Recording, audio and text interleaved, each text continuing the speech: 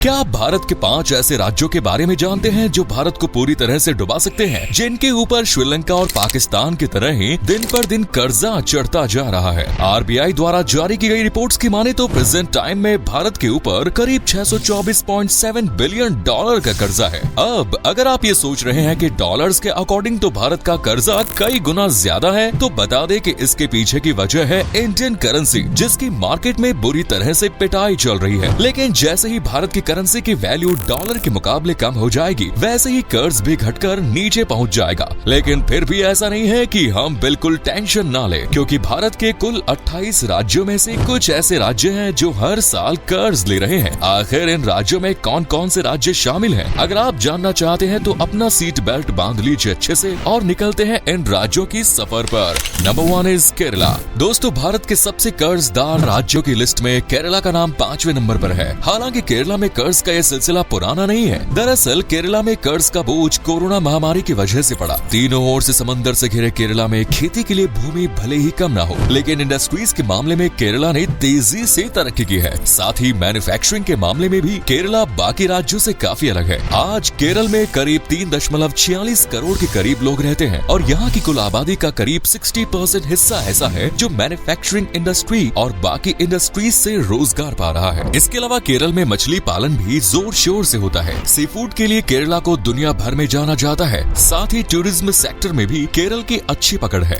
Per capita income की बात करें तो ये केरल में 2 लाख के लगभग है। इस लिहाज से ये भारत की अर्थव्यवस्था को सपोर्ट करने में 9वें स्थान पर है। लेकिन इसके बाद भी केरल का कर्ज साल दर साल बढ़ता ही जा रहा है। रिपोर्ट्स की माने तो वर्तमान समय में केरल पर 3.90 लाख करोड़ रुपए का कर्ज है। वहीं 11.6 लाख करोड़ की जीडीपी के साथ केरल 9वीं रैंक पर है। साल 2022 में केरल के डेब्ट टू जीडीपी रेशियो की बात करें तो ये करीब 37% है, जबकि साल 2022-23 में ये 0.2% बढ़कर 37.2% हो चुका है। आंकड़े बताते हैं कि आने वाले कुछ सालों में यानी करीब 2026 से 2027 तक केरल का डेब्ट टू जीडीपी रेशियो 38.2% हो जाएगा। यानी केरल के ऊपर कर्ज कम होता नजर नहीं आ रहा। शायद यही वजह है कि केरल की अर्थव्यवस्था कमजोर पड़ती नजर आ रही है। नेक्स्ट इज पश्चिम बंगाल। कर्ज के बोझ तले अपने कंधे झुकाने के मामले में पश्चिम बंगाल भी पीछे नहीं है। इस लिस्ट में पश्चिम बंगाल 4थे नंबर पर आता है। राज्य में 10.25 करोड़ के करीब लोग रहते हैं। ये वही राज्य है जो किसी जमाने में भारत की राजधानी होने का गौरव भी प्राप्त कर चुका है। आबादी के लिहाज से पश्चिम बंगाल 4थे नंबर पर आता है। पश्चिम बंगाल आजकल से नहीं बल्कि प्राचीन समय से ही भारत की इकोनॉमी में बड़ा साथ दे रहा है। भारत चाहे कृषि का हो या इंडस्ट्रीज की, वेस्ट बंगाल हर सेक्टर में आगे है। यहाँ सबसे ज्यादा आलू और चावल की खेती की जाती है। बाकी यहाँ आपको गन्ना, जूट, गेहूं और दूसरी फसलों की खेती भी भरपूर मात्रा में देखने को मिलती है। पश्चिम बंगाल में मछली पालन भी जोर शोर से होता है और मछली पालन के लिहाज से वेस्ट बंगाल भारत में दूसरे नंबर पर है।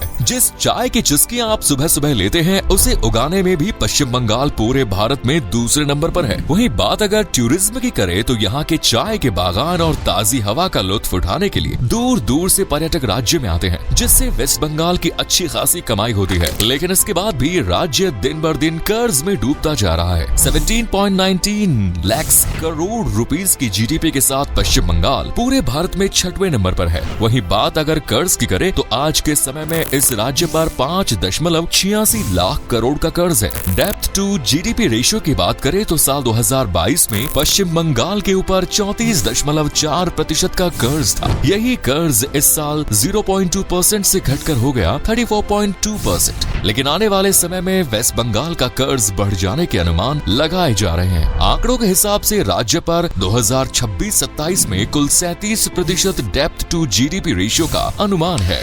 Next is Uttar Pradesh. जी हाँ दोस्तों, इस लिस्ट में तीसरे नंबर पर जिस राज्य की हम चर्चा करने वाले हैं वो है उत्तर प्रदेश। उत्तर प्रदेश की आबादी 23.15 करोड़ के लगभग है और इस लिहाज से भारत का ये राज्य दुनिया के करीब 19 देशों से आगे है। लेकिन सिर्फ पॉपुलेशन ही नहीं, ये राज्य राज्य देश की जीडीपी में भी महाराष्ट्र के बाद सबसे ज्यादा सपोर्ट करता है। उत्तर प्रदेश की जीडीपी मौजूदा समय में 24.39 लाख करोड़ के आसपास है, जो कि बीते साल के मुकाबले बढ़ी भी है। राज्य में कई थर्मल पावर प्लांट्स के साथ हाइड्रो पावर प्लांट्स मौजूद है। कृषि के लिए यूजफुल भूमि के साथ साथ ये राज्य प्राकृतिक संसाधनों से भी भरपूर है। उत्तर प्रदेश में गन्ना, गेहूं, जौ, मटर, चना, सरसों और आलू जैसी फसलें प्रचुर मात्रा में होती है। इसके अलावा दूध उत्पादन के मामले में उत्तर प्रदेश 14.93% की रैंक रखता है और राजस्थान जैसे राज्य के बाद दूसरे नंबर पर आता है। कृषि के अलावा यूपी में खनिज की भी भरमार है। सिलिका, जिप्सम और बॉक्साइट जैसी धातुओं को निकालने में यूपी टॉप पर है। इसके अलावा मिर्जापुर के आसपास कोयले की खानें भी मौजूद है, जो आजकल से नहीं बल्कि प्राचीन समय से भारत की अर्थव्यवस्था में सपोर्ट कर रही है। वहीं टूरिज्म के मामले में भी यूपी सबसे आगे निकलता नजर आ रहा है। इन दिनों सरकार भी पर्यटन सेक्टर में सुधार कर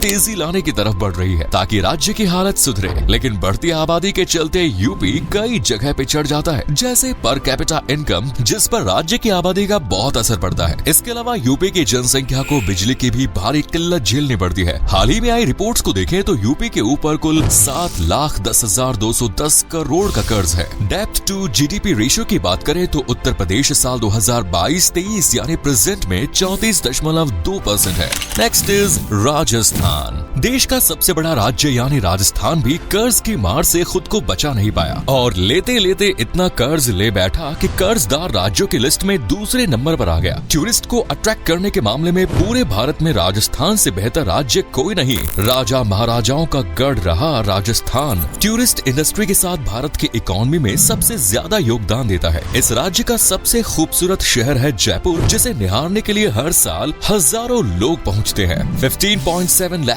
करोड़ की जीडीपी वाले राजस्थान में जीडीपी को लगभग 40% तक कृषि सेक्टर सपोर्ट करता है। इसके अलावा 47% तक फूड सेक्टर का सपोर्ट है और बाकी टूरिज्म सेक्टर है जो जीडीपी को उठाता है। खेती के लिहाज से यहाँ बाजरा, मक्का, चना, सरसों, ग्वार, बीन और मसालों की खेती सबसे ज्यादा होती है। इसके अलावा माइनिंग के लिए भी राजस्थान फेमस है। मार्बल्स, गोल्ड, लाइमस्टोन, सैंडस्टोन और सिल्वर फॉस्फेट की बड़ी बड़ी खदानें इस राज्य में मौजूद है। एडिबल ऑयल के मामले में राजस्थान पहले नंबर पर है। इसके अलावा पूरे देश में यूज होने वाले नमक का 10% राजस्थान से ही मिलता है। इसके अलावा सोलर सिस्टम और विंड मिल से बिजली प्रोड्यूस की जाती है। मतलब ये स्टेट अच्छा खासा कमाता है। लेकिन इसके बाद भी राज्य के ऊपर कर्ज का भार ऐसे चढ़ रहा है जैसे अर्जुन कपूर के ऊपर फ्लॉप फिल्मों का भार। मौजूदा समय में राजस्थान लगभग 5,37,000 करोड़ का कर्जदार है और ये कर्ज आने वाले समय में कम होता नजर नहीं आ रहा। डेब्ट टू जीडीपी रेशियो की बात करें तो 2022 में जो डेब्ट टू जीडीपी रेशियो 39.5% था, वो इस साल 39.8% हो गया है। हालांकि रिपोर्ट्स का दावा है कि 2026 से 27 तक ये रेशियो 39.4% तक बढ़ जाएगा। यानी राजस्थान को इस ओर ध्यान देने की अब जरूरत है।